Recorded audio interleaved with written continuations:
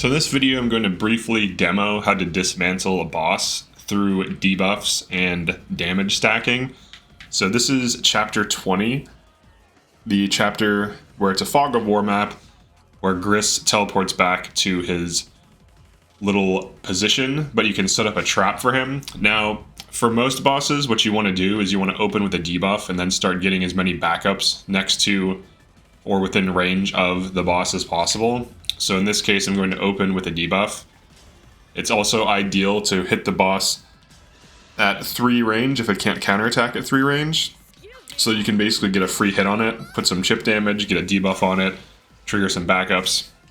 So even though I did 0 damage, I still triggered Draconic Hex, which drastically reduces his already low speed, and now pretty much all of my units can just one-round him. So let's just go ahead and go to town. Now, if you didn't have the ability to set up a trap like this, what you can do is you have your Hex unit move in first, poke them to put the Hex on them, and then you start attacking with backups, especially at 3 range. So for example, if I attack with this longbow, I'm able to potentially take off a health bar for free without getting counterattacked. So if I pop off on Etier here, alright, so she missed one of them, but she hit one. If you can attack for free, you should. So Chimera can basically kill it, and so can Panette, but I just wanted to show debuffing. I use this on almost every map, where if there's a boss, I'll debuff it. I can't believe Panette doubles with a Tomahawk here. That's actually pretty impressive. That's probably the first time I've seen that. He has surprisingly low speed on Ragnarok. But the general thing I do is I debuff the boss, and then I either attack it with fast units, or I set up backup attack spam, and then start attacking it and chipping away at it. And this generally will kill most enemies. Yeah, look at this damage output. It's pretty good. So yeah, just a quick little boss killing video.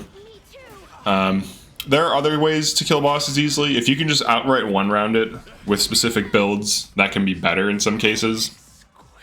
But this is nice because no matter what you're doing, you always have access to Corrin, and if you throw Corrin on a mage, or even a longbow user, you can poke the boss, usually safely, debuffing its speed and its defensive stats, as well as its damage. So when it counterattacks, it hits for less damage, it takes more damage, and in a lot of cases you will double it.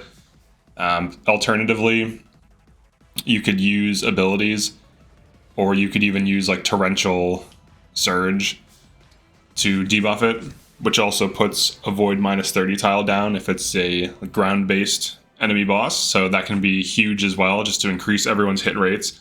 So that would have made Etier at like 87% hit rate instead of 57. So just some quick tips for bosses. Definitely like and subscribe if you find this useful.